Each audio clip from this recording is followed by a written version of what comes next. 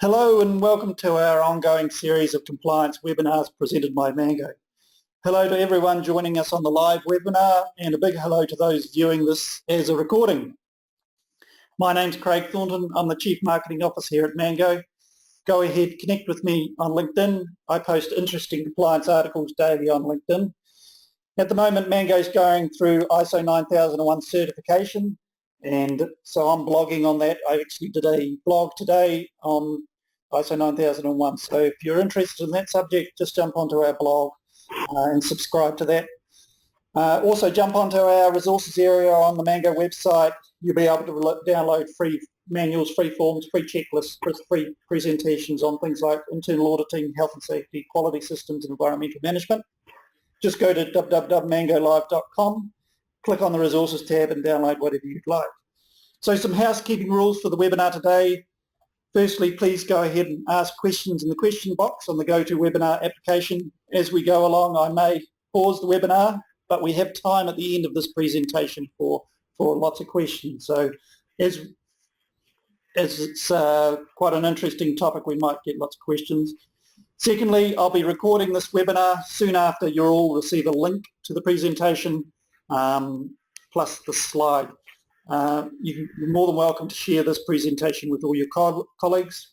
And I've just arranged the next webinar, thirdly. In that webinar, I have a lean expert. He'll be presenting on strategic deployment, how to align and achieve smart business goals and objectives from board down to the basement operator. So I've booked that for the 11th of May, so look out for that webinar invitation and register then. So on to today's topic. A few weeks back I saw a LinkedIn post from our panellist talking about Australia's Work Health and Safety Act. The post talked about the 10 things we've learnt about the Work Health and Safety Act. So what piqued my interest was the statement there is now a sufficient body of case law and practical experiences to assess its effectiveness. So that triggered me to thinking about the law here in New Zealand, which is based on the Australian law. So we're very interested in hearing what Australians have learnt about their act. So I contacted the author, and fortunately he's agreed to appear on the webinar today. So that author was Michael Tooma. Michael is a partner at Clyde Co and is based in Sydney in Australia. He's recognised as one of the preeminent health and safety lawyers in the Asia Pacific region. So Michael joins us now. So welcome Michael, and introduce yourself and get on to the presentation. Thanks Craig, happy to be here. Delighted to share my experiences with your audience. Obviously the Work Health and Safety Act in Australia commenced in 1 January 2012 in most jurisdictions. Some jurisdictions caught up in a year later, but we have most of our Australian jurisdictions with that piece of legislation in place. And now 5 years on, we have a significant body of law, a significant amount of experience trying to navigate our way through the various provisions of the Act and trying to understand what each of those provisions mean. I reflected on that and thought I would share some of my learnings, the top 10 lessons or top 10 things we've learned from that body of experience 5 years on, and I'll attempt to explain those experiences and how they relate perhaps to the New Zealand environment as well. As you know, I have written and practiced in the New Zealand context, and one of the texts that I've written in this space is an annotated text called Tooma's Annotated Health and Safety at Work Act, published by Thomson Reuters, which is a clause-by-clause commentary on the legislation itself, which some of your readers might find of interest. Just pause there, Michael. So as part of the email out, I'll link to that book. So yep. So the viewers Pleasure. be able to see that book and maybe purchase it. Great. Thanks very much. Now, what are those top 10 lessons? Well, the first lesson, or the 10th lesson, if you like, we'll count down 10 to 1, is this concept of a PCBU. And a person conducting a business or undertaking came in with a lot of fanfare, a lot of commentary, a lot of promises about the wide reach of the provisions and how they will work. A lot of confusion as well. So a lot of people were struggling with this concept of what does a person conducting business undertaking mean really in practice. And for some, there was a bit of confusion on whether that is a person, a flesh and blood human being, or whether it is a company, or what is it. Well, the jury's out. It seems that the regulator's experience, at least, is that they have not looked beyond what would have traditionally been called the employer in most situations 5 years on in Australia at least. And it'll be interesting to see what the regulator in New Zealand does. But certainly, at least at this stage, the PCBU concept is almost interchangeable with the concept of an employer. No one has been prosecuted that would not otherwise be an employer under the predecessor legislation. And for the most part, we're really seeing an adaptation or an enforcement of the legislation in a way that reflects the old way in which the duty of care of employers used to be adopted. Now, that is not to say that in future that will not change. It might, but it's needless to say, to date, the development of that particular part of the legislation has been underwhelming in terms of innovation and an approach that would actually fulfill the promise of the legislation of capturing non-traditional workplace arrangements and non-traditional situations where the previous act would not have applied. And there would be many if regulators have a bit of confidence, a bit of innovation and creativity and a willingness to take some risks in terms of the application of the legislation. Having said that, the previous legislation, at least in Australia, took some years before it started to venture away from traditional concepts, and so we can expect that perhaps to be sometime in the future. So that's number 10. Number 10 is the PCBU is just a fancy name for employer. Number 9 is that the duty to others is just a duty to members of the public. And again, that is rather surprising because, at least on the face of it, the duty to others had the promise of being a provision that could apply very broadly. In fact, on one view, it seemed to be a broader duty than the duty to workers. Now, participants will recall that there are two limbs of the primary duty of care: a duty to workers. The duty is imposed on a person conducting a business or undertaking to ensure, so far as is reasonably practicable, the health and safety of workers.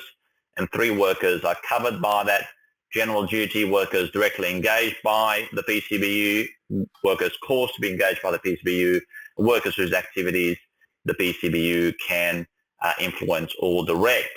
In addition to that, there is a duty that is imposed on others, and it's expressed as a duty that's imposed on a person conducting a business or undertaking to ensure that no other person is put at risk from the conduct of their business or undertaking. Now, that on its face had the potential, or it seemed to have the potential for a very broad application. So it appears to apply, for example, to a product liability type of situation or product safety type of situation. It would apply to public safety. It would apply to a whole range of interactions that are supply chain interactions. It has the potential on its face to also apply to the area that is traditionally covered by the first limb of the duty, that is the duty to workers. And so in many respects, because, and people like me would have said previously, because workers are people too, it would seem that the second limb of the duty subsumes the first limb of the duty and is the broadest expression of the duty of care. Well, the courts have had 2 goes at looking at those provisions, and essentially what they've tried to do is make sense of the provisions despite their words, and try to do it in a manner which tries to make each of the provisions do different work and not overlap. So essentially, the first opportunity that the courts had to look at this was in the context of a construction incident involving a residential construction builder called Rossum Holmes, where a prosecution was brought against Rossum Holmes in relation to a third layer subcontractor. So a subcontractor 3 layers down the contracting chain. Rossum Holmes was the principal contractor in that situation, and the prosecution was brought on the basis that Rossum Holmes owed a duty to that worker, that person, being the worker involved, as a person that it owed a duty to under the second limb of the duty to others. Now, Rossum Holmes turned up and said, well, no, hang on a second, this worker, this person who's doing the work is a worker, and therefore the correct section is the duty to workers and not the duty to others. The prosecution said, yeah, but there's an overlap between the two. They may well be a worker, but they're also a person to whom they owe duty in relation to the duty to others. And the courts disagreed with the prosecutor and said, no, where the person is a worker, it's the first limb of the duty that applies and not the second limb. Now, this was interesting and shocking at the same time, because effectively what the court's saying is that the onus is on the prosecutor to work out whether the person is or is not a worker. And then once they've worked out whether they are or not a worker, then they have to elect between the first limb or the second limb of the duty of care and then prosecute accordingly. Now, that really limits the scope in which the second limb of the duty to others would apply, and it really has been interpreted to be a section that applies effectively to members of the public, such as visitors on site and perhaps passers-by affected by a hoarding collapse or an explosion or something to that effect. And that really kind of limits the potential of what looked like the section of the legislation that had the greatest potential for expansive interpretation. There was a similar consideration of the provisions by the Court of Appeal in the Northern Territory in the context of the Kidman and Company estate, as in the pastoral estate related to the Kidman family, Nicole Kidman, the movie star. And ultimately, a similar decision was taken by that court in relation to the dichotomy between the first limb and the second limb of the duty of care. The first limb applies to workers and only workers. The second limb applies to people who are not workers and therefore best described as members of the public. So the second lesson that we've learned, lesson number 9, is that the duty to others is just a duty to members of the public. The 8th lesson that we learned, counting them down, is that for all the talk of the maximum penalty being $3 million, the lived experience of most people is that only 1.5 is ever on the table. Now, the reason for that is because, for reasons that are hard to explain, a decision was taken to create 3 tiers of offences.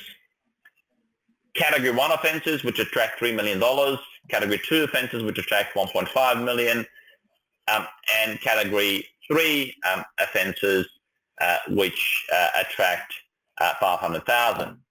Now, Category 3 offences will rarely make it to the courts. They're typically the sort of offences that are dealt with by way of penalty notices, and they're never prosecuted. So we've seen no Category 3 offences. Equally, Category 1 offences are very, very rare.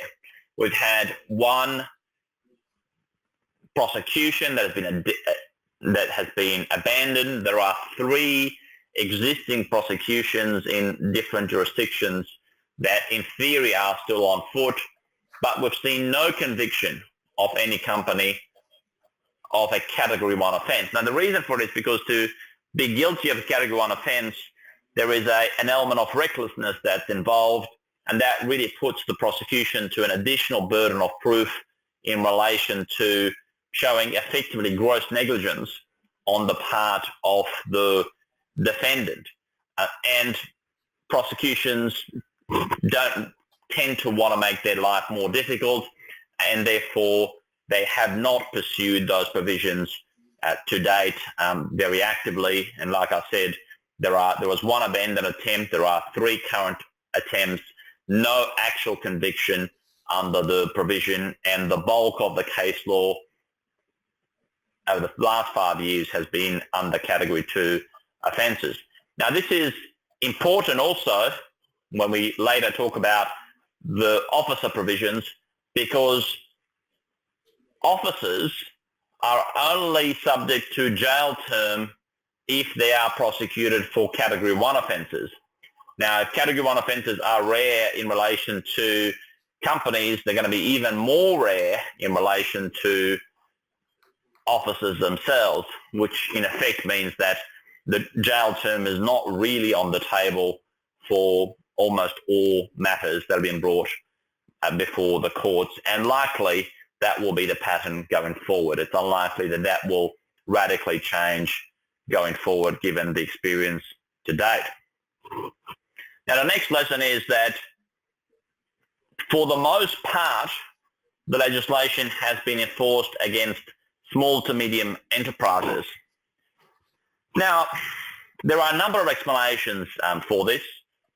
Firstly, you'd expect that given that I think the figure is 80% of businesses are small to medium businesses, that's a question of definition almost, then you would expect that there is a greater pool of businesses to be caught by the net of the legislation.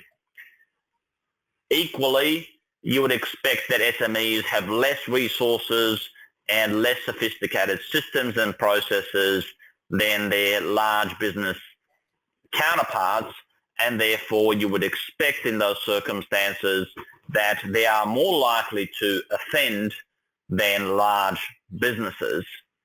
But I think the explanation has also a lot to do with the mentality and posture of regulators, and that is that at least to date in Australia, they have not been entirely comfortable with the legislation, the new provisions, the ins and outs of the workings of the legislation. And really the best way to describe the last 5 years is that they've been practicing on small businesses that in almost all circumstances have pleaded guilty in relation to the charges and therefore have been easier to secure convictions against. So if you're a regulator, you prosecute a small business, typically because of lack of resources to defend themselves, they are more likely to plead guilty, and therefore you can, as a prosecutor, secure a conviction against those small business defendants and build up a body of case law. It's not unusual. That's how the case law was built. The last time we had major reform in Australia, in the 2000s, and you'd expect that would be the case at least in the first few years of the legislation. You would expect that over time that pattern will change, and as regulators become more confident and comfortable with the provisions of the legislation, and in the New Zealand context, as they see more case law develop in Australia and have a better handle of what the provisions mean and how they're interpreted, then you would expect that larger businesses would be caught in the snare of the legislation. Now, I say that because even though small businesses are more active because there are more of them, in almost every instance, the small business is being engaged by a larger business to undertake work on their behalf. Whether it is, if it's a construction contractor, that's typically a subcontractor to a principal contractor, who in turn is a subcontractor to a developer, who in turn has a relationship with a financier of some kind, and all of those are relevant duty holders. for the purpose of that site, and therefore you would expect that each of them would have a role to play in relation to various incidents that occur, and a liability to go with that. And so you would expect that over time, as regulators become more confident that this idea of SMEs are the most common offenders will shift over time. The next lesson is that there is a disconnect between how the officer duties are supposed to work and how they have been enforced to date. This to me is probably the most alarming aspect of the legislation. It actually is something that goes hand in hand with the point that was made in point number 7, in that because regulators are targeting SMEs, whenever they are targeting officers, they are typically officers of SMEs who are better described as working directors rather than directors in the most common sense of that word, where a business is a bit larger, where the directors are in a boardroom, having an oversight role, a leadership role, a corporate governance role, rather than being out on site doing stuff and supervising work being done. Now, as a result of that, most of the charges that have been brought against officers have really been aimed at things they have done or ought to have done at site on the ground. Now, in that respect, the way in which those provisions have been interpreted resemble more of the worker duty than they resemble the officer duty. They really literally bear no resemblance to the provisions of the officer duty.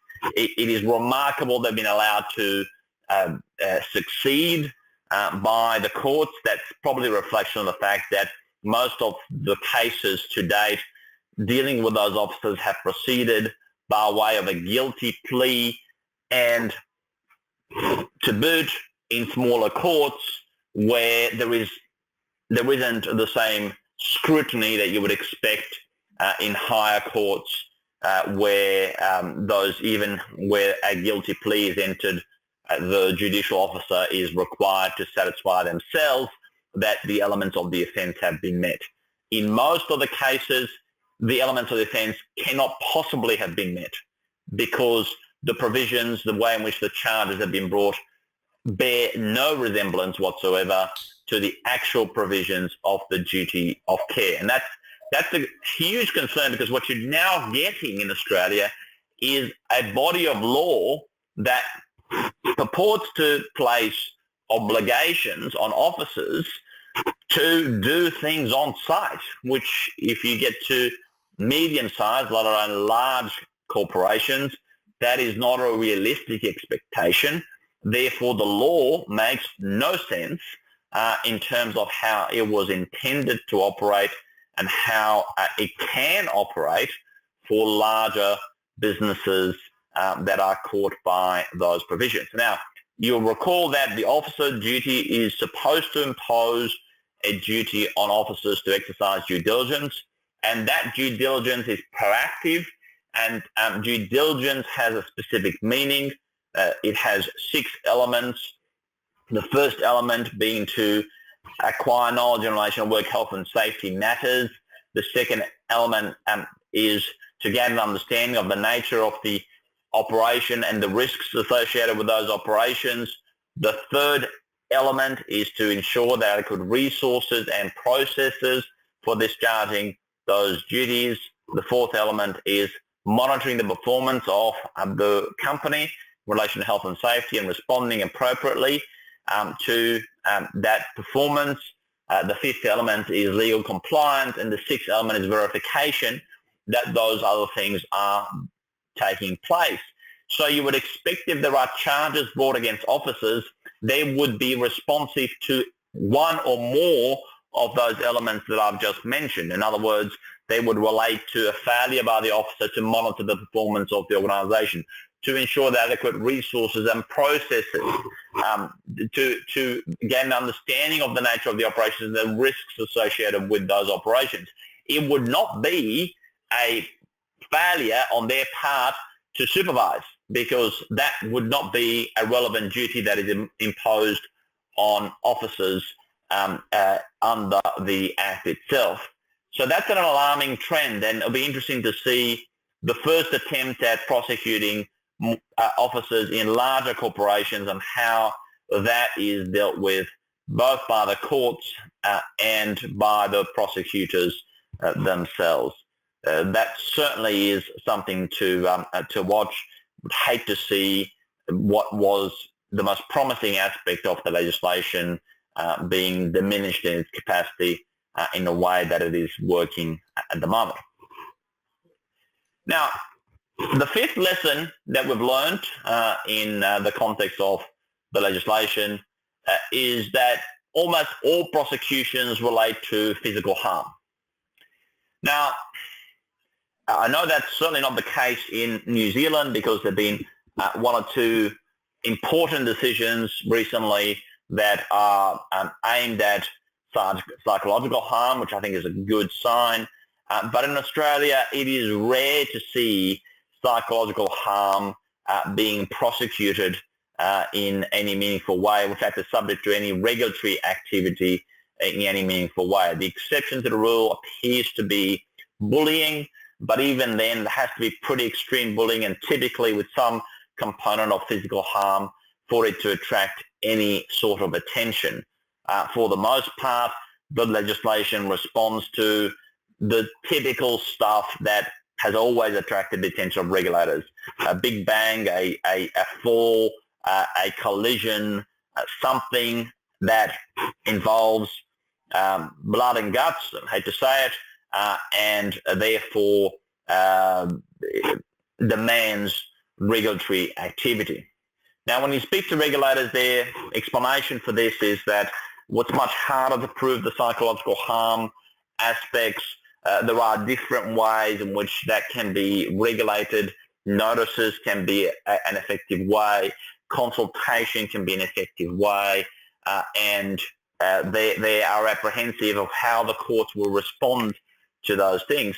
But to my mind, that means that half the intended harm that is expected to be removed or minimised by this piece of legislation looks like is being unregulated. In other words, the regulators are doing half the job they have been entrusted to do, and that to me is an alarming trend, given that psychological harm is a significant component of workers' compensation and injury statistics more broadly, and an increasing one at that, certainly in Australia, and I expect the trend is the same in New Zealand, bearing in mind that workers' compensation as a concept is different in New Zealand because of the ACC arrangements. The fourth lesson that we can garner from the experience of the Work Health and Safety Act is that regulators prefer face-to-face evidence gathering. I like to tease regulators by saying they really are in love with this got-you moment. They watch too much television and think that they are Perry Mason or whatever the modern version of Perry Mason is in terms of their approaches. The reality is that the legislation allows a number of ways in which to gather evidence. Some of those powers relate to actual site visits. Some of those powers relate to notices being issued and the evidence being gathered through notices. And if you try to make sense from the scheme of the legislation, even though both those sets of provisions are expressed very broadly and the court's attempt at interpreting them has been on every occasion extremely broad. So the notice provision was looked at in the context of a case involving a mining company called Perilia, and the court said it's an extremely broad power, and the regulator can ask for whatever documents it thinks is relevant to its investigation. It's not a question of the defendant or the person to whom the notice is issued deciding for themselves what is or is not relevant, and therefore trying to stymie the regulator's investigation in that way. So that power is extremely broad. Equally, the power on entry was interpreted in another case also exceptionally broadly, and what the company tried to do in that context is to say, look, you are limited in the way in which you can ask for documents on entry, and because you have this other power, which is the power to issue notices. And the court said, no, the two provisions apply separately, and you can pursue one or the other or both, because the intent of the Act is to give regulators exceptionally broad powers. So two important cases, and the two cases have come down in favour of the regulator having very broad powers in terms of what they can do under this piece of legislation. But having said that, the power on entry requires entry to a workplace, and therefore has a built-in limitation associated with it. In other words, once the inspector is there, they can interview whoever is at the workplace at the time. They can gather evidence that is at that workplace, and are limited to what is at that workplace, rather than being able to seek to bring people within the workplace for the purpose of interviewing them. But that's exactly what they're doing at the moment. They are actually calling people and saying, it'd be really convenient for me if you were on site at this time so that I can come and see you and ask you some questions. So what they're doing is manipulating the legislation to allow them to exercise their powers in the way that overrides the constraints that are placed on those powers. And it's being, falling in love with this idea that somehow if they ask them face to face, if they eyeball them, they will get them to make the concession they would not otherwise make if the notice was in writing. But of course, that sort of stuff is overrated, because if someone misspeaks or someone misrepresents a position, they will have plenty of opportunity by the time the evidence is presented in court to fix that position. And if the position was a mistake in the first place, then the court will be persuaded by what is the correct answer, and not some mishap or misstatement by a person under pressure by a regulator exercising compulsion powers. And the manipulation of the provisions in that way really don't aid anybody and make it even more inconvenient for the person being regulated, when there are perfectly good notices that can be issued setting out questions that you want to ask someone and relying on those questions. Now, even though overwhelmingly businesses to date are cooperating with inspectors who are manipulating the provisions in the way that I've described, I think over time, as the penalties become more serious in situations of incidents that perhaps might attract Category 1 offences, you can expect that there will be less cooperation with those initiatives. In other words, if there's a key witness, an inspector can ask them to their heart's content to turn up to the workplace the day that is convenient for them. They could lawfully be on holidays for a very long time and never turn up to that workplace, and best of luck to the inspector trying to actually turn up to that workplace at the time in which that person happens to be there. That will then force inspectors to rely on the powers that were intended for that purpose, and that is to issue notices and to do things in a normal way. But certainly at the moment, we're seeing that the bulk of evidence gathering is done face-to-face. It's done in this kind of, let me ask you questions in person, rather than relying on notices for that purpose. Now, having said that, I'm not saying that there is no role for exercising powers on site. An inspector needs to turn up to an incident. They need to take basic information. They need to take samples, photographs, get the key witnesses, get a basic account of what happened. That is a perfectly appropriate and normal function of a regulatory investigation. But there's kind of an attitude that companies should cooperate with regulators, and they're somehow doing the wrong thing if they don't cooperate with regulators. And I know that in New Zealand, the regulator takes it even one step further with voluntary investigations that are reported, etc., which is intended to get a higher level of cooperation without the use of coercive powers. Now, it'll be interesting to see whether all that sort of stuff continues, or when the first officer goes to jail, whether people start to actually take a more conservative view to their respective roles and protect their rights as a priority over looking like a very cooperative, good corporate citizen, which is certainly how the balance is struck at the moment. Now, the third lesson that we've learned is that enforceable undertakings are proving very popular. Now, enforceable undertakings are an alternative to prosecutions, and they allow the defendant to agree to a project as a way of avoiding being prosecuted for a breach of legislation. The prerequisite of it is that everyone has to agree that essentially there was a duty and a breach of that duty, although you can word the enforceable undertaking in a way that doesn't really make admissions in that way. And you're entering into a voluntary undertaking, a project that has the benefit to the community. It has, in some cases, is about innovation.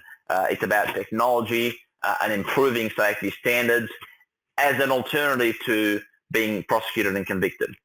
And the rule of thumb in Australia is that you should at least have an enforceable undertaking of a value 3 times the likely penalty.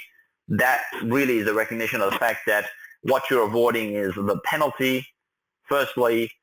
Secondly, your own legal costs. Thirdly, the legal costs of the prosecutor, because you would have to pay it as a convicted defendant in relation to that particular matter. And instead of using those same costs, you would then put those costs towards something useful, a more productive use of those funds. And for obvious reasons, that appeals to a lot of people. Now, a couple of traps. Firstly, you're seeing a level of sophistication in relation to what the regulators are expecting and what people are offering. We were involved with an enforceable undertaking for Caltex, for example, where a very important piece of innovation in terms of app development for contractors has been put forward at a very significant dollar value in terms of the actual enforceable undertaking. If people can go and have a look at what that is, that's publicly available information. Orica has entered into a similar high-profile enforceable undertaking, again, that's technology-based and of a very high value. Qantas entered into an enforceable undertaking in relation to a recent incident in the ACT, and again, the improvements were of significant value. And Virgin Australia entered into an enforceable undertaking. We're involved in that.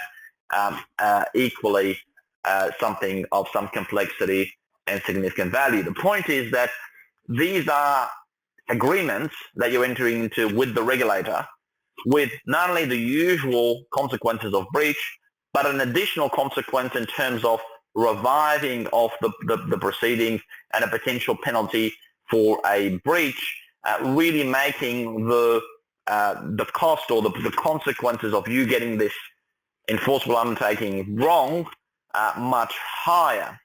So although in the early days you were really encouraged to complete a form and almost do it yourself type of style, very simple, very accessible way of entering into enforceable undertakings, and that may still be appropriate for smaller businesses who are promising very little, the more that's at stake, the more you need to treat this as a complex negotiation. You need to be very precise in terms of what you're agreeing to, what the deliverables are, what time frame they will be delivered, what accountability there is, what contingencies there might be if there are third parties involved that are outside of your control that might allow you the ability to say that you haven't actually breached.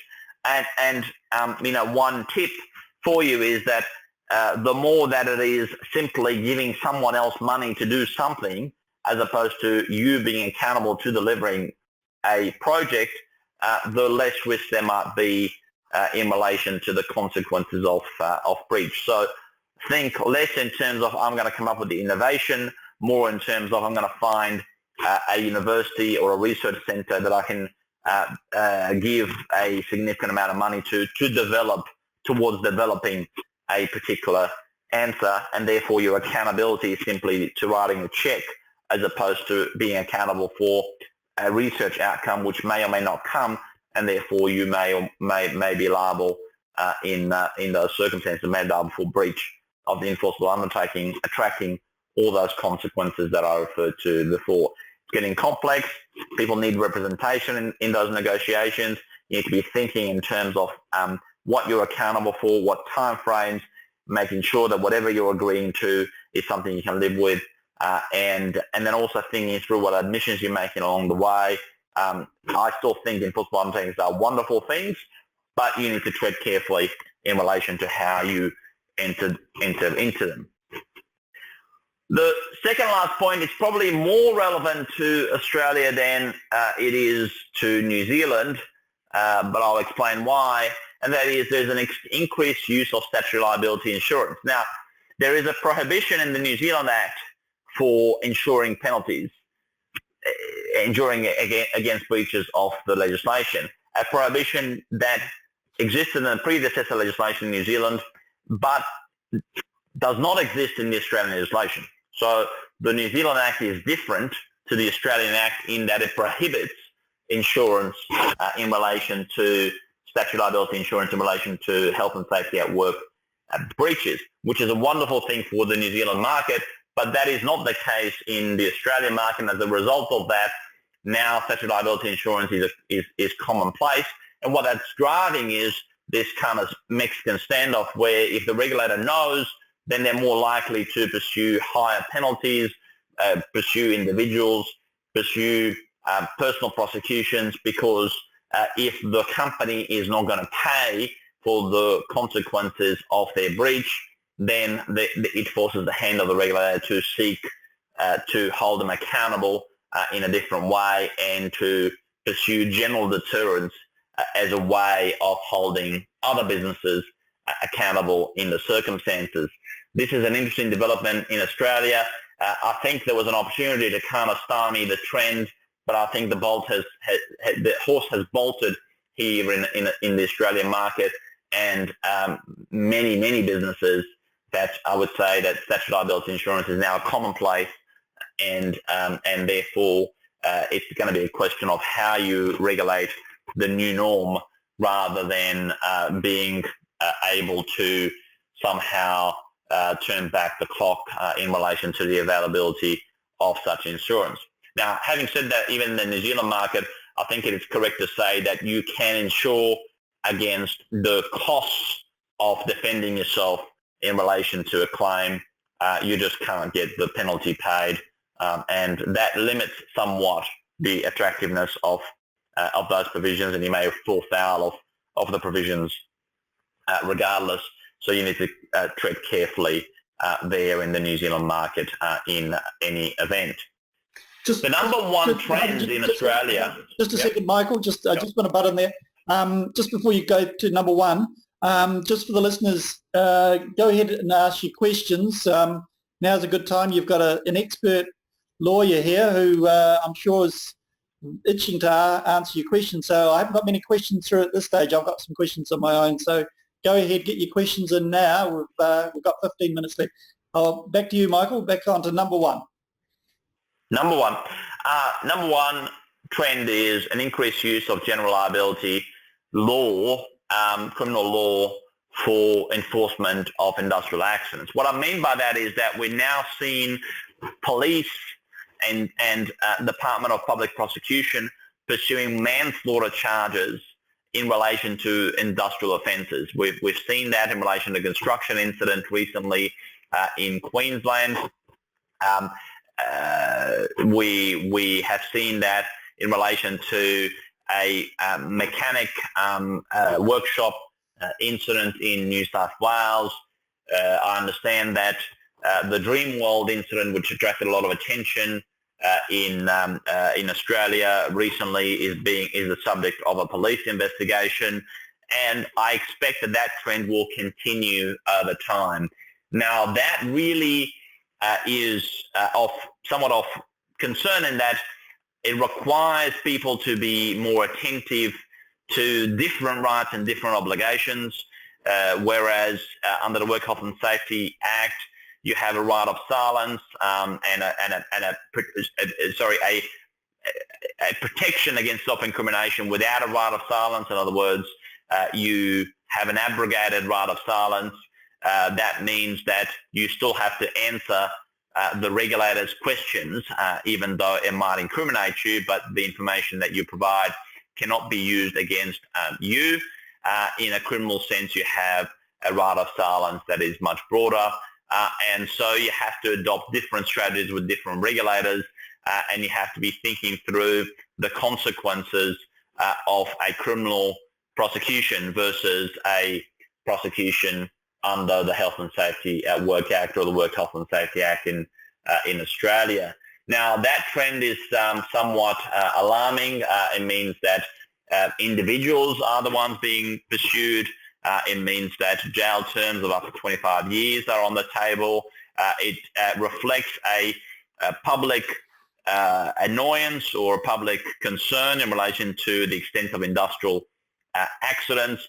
It also is a vote of no confidence in regulators in Australia and the Work Health and Safety Act and its operation as a deterrent to industrial accidents, because what the police are saying is that we thought those Category 1 offences would be the way in which those offences would be, or those incidents will be averted, and people will be held accountable under them, but we can't see any evidence of the enforcement of those provisions.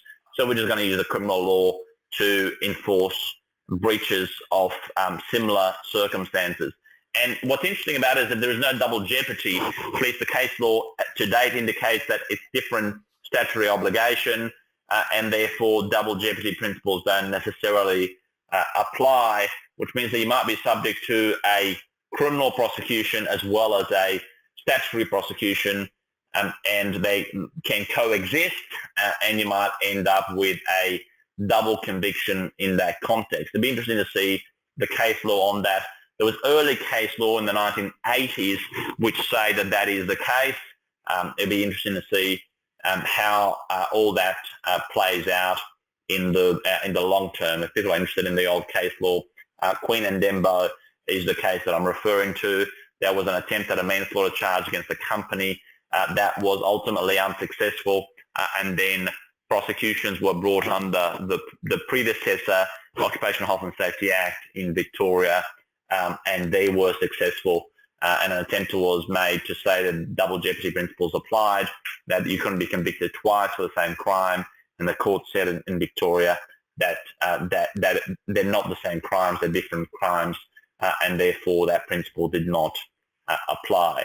Now, if that thinking continues, then you might end up with interesting development in terms of several regulators being interested in relation to the same industrial offences.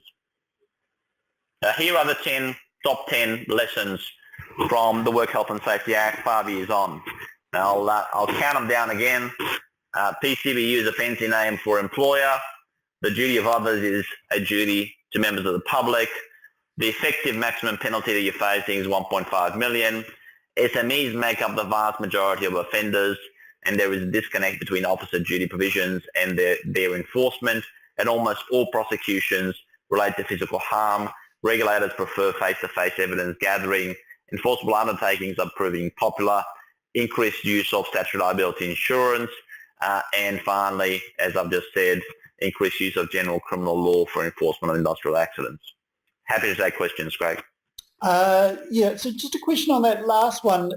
In terms of vehicle accidents where you've got trucks crashing, and obviously the police are involved on those on the road, is there a chance, well, if there's going to be more general criminal law, do you see that as being a case for the regulator? And yeah, well, certainly. So in Australia, those matters are often prosecuted as criminal matters. So you have a whole bunch of manslaughter charges against drivers, for example, for amphetamine use or being distracted while driving. Dangerous driving causing death is an offence in many jurisdictions in Australia. And in addition to that, each and every one of those offences potentially is a health and safety at work breach or a Work Health and Safety Act breach. And so there's no reason why you can't end up with two prosecutions in relation to such offences, particularly if the driver is prosecuted under the criminal law and the company is prosecuted under the Health and Safety at Work Act, and which tends to be the pattern in Australia in relation to those type of offences. So the individuals are prosecuted criminally and the company is prosecuted under the health and safety legislation. So there is case law for that? Yes. Okay, thank you. The enforceable undertaking, so that's recorded against your business and it sits there as if you then get prosecuted later on, it can be tabled in a court of law. Is that like a black mark against you? Is that? Like kind of. So the enforceable undertakings are published. Right. Typically, one of the requirements of entering into enforceable undertaking is that the regulator can publish the actual undertaking on their website. So you go to any of the regulators in Australia, they have a section in their website that has all the enforceable undertakings they have entered into. That's in part to be transparent as a regulator.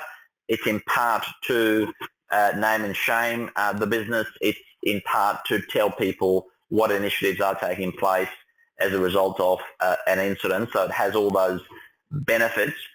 It's technically not a prior record, so it's not that it can be used against you in a further prosecution, but you're unlikely to get two lots of enforceable undertakings. It's basically, if you have no record of offending your first time, then you might end up with an enforceable undertaking. You're less likely to have multiple enforceable undertakings, but again, that's a matter of discretion of the regulator whether or not they agree to an enforceable undertaking. Mm-hmm.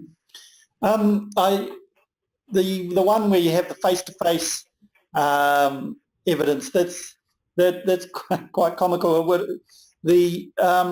Mostly in New Zealand, if you have a reportable event, you'll fill it out online, and typically the regulator will ask you to give a report back, and then you provide the report. Do you see that as being more effective than the face-to-face? Is you saying is it better than the face-to-face? Because you're saying it's like Perry Mason's, trying to trick the person, or the gotcha moment to trick the person into saying something wrong, rather than sitting in a report.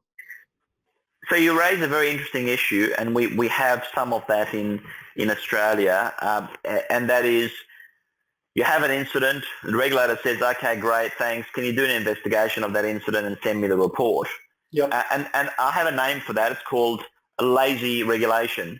It's basically the regulator being so lazy that they can't even be bothered going and investigating an incident, and they're getting the company, which is being potentially in breach of the legislation, to investigate itself and give them the report.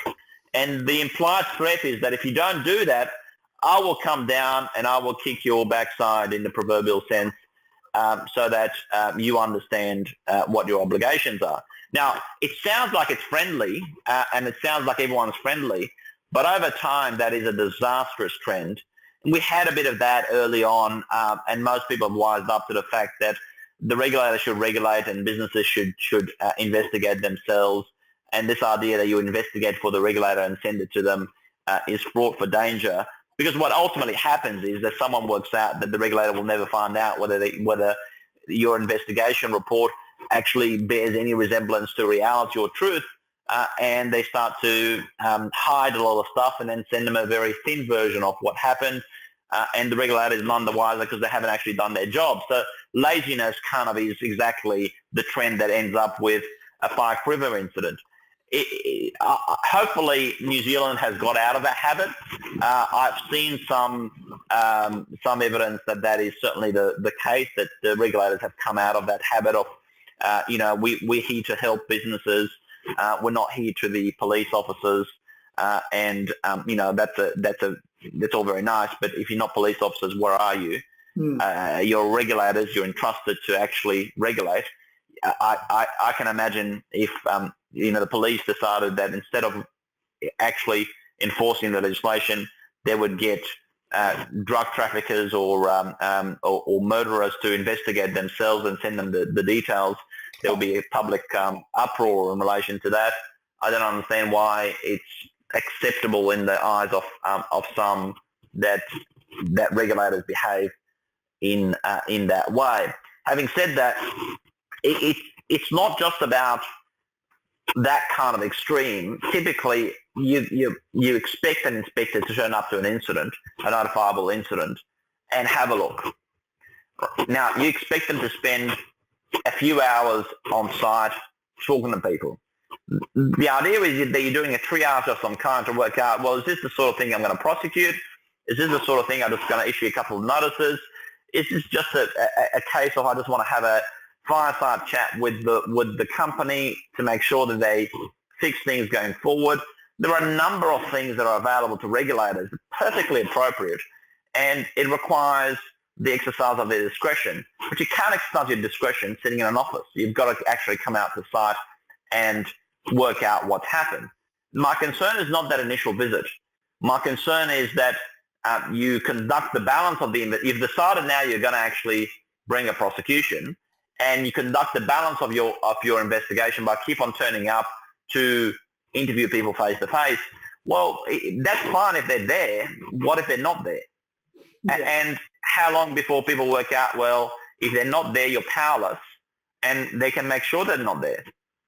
I mean, the lazier the regulator is, the more that they want to actually manipulate provisions that were not designed to apply in a certain way, in a particular way. Then when the chips are down, or when it means something for the business, surely they will find very good lawyers who will tell them what they need to do in order to frustrate the activities of the inspector. And once you get into these bad habits, which that's what they are, bad habits, then you'll be at a loss when someone says, oh, well, such and such is not available. Such and such is, working on a different site. Yeah. What do? Do you go to that site? Yeah. Such and such is, oh, he's not here today. When are you gonna come? Tomorrow, 10 o'clock? He won't be here tomorrow at 10 o'clock either. When else do you want to come? Oh, next week at 11? He won't be here either. I mean, if a business wants to do this, they can make sure that the person that the inspector wants to talk to is never available. Yeah. And they can lawfully do it. It's not an obstruction. It's not something that is inappropriate. It's because the inspector is not entitled to demand that someone be somewhere for them to talk to them. What they're entitled to do is to turn up somewhere and talk to whoever's there. Now, the reason that inspectors prefer this Perry Mason thing that I described before is because they think that if they don't do that, then lawyers will get involved and they'll get a filtered version of the answers and all that sort of stuff. But frankly, lawyers are going to get involved anyway. Yeah. I mean, it's kind of the heart of naivety to think that a key witness is not going to be briefed. You know, if lawyers are going to get involved, they're going to get involved. Yeah. There are many competent lawyers in the New Zealand market who are operating in the space. Many are friends of mine. You know, when an incident happens, they're the first people that get the call. Of course. As they should. So, you know, this idea that somehow if I do it this way, I will end up with, I will frustrate lawyer involvement. It's just actually, it's just naive. It's a way of just making things very uncomfortable for everybody, and it may not be the smartest way to do it. Mm-hmm. Sorry, we're right on time now, Michael. There's thanks coming through on the line. So for everyone that's been on the live session and those ones recording now, thank you very much for your time. Really informative. I was riveted to all your answers there. So that answers a heap of questions that I get asked every day. So thank you for your time. I really, really appreciate it. And if anybody's got any more questions, just forward them through to me, and might be able to forward them through to Michael if there's any specialist questions you're looking out for. So also look out for the recording of this webinar, and you can share it with your colleagues. So thank you, Michael. Much appreciated. No, pleasure, Craig. One last thing. I'm in New Zealand next week. If anyone wants to catch up, happy to have a coffee. Whereabouts are you going to be? All over or Auckland? Auckland next week. Auckland next week. So there you go. If you want to contact Michael, just contact me and I can get you in touch with Michael. Michael's contact details are down there at the bottom of the slide anyway, so you know, more than welcome to catch up for a coffee with him and, you know, shoot the breeze about the Act. So thank you all for listening, and look out for that next webinar. Thank you.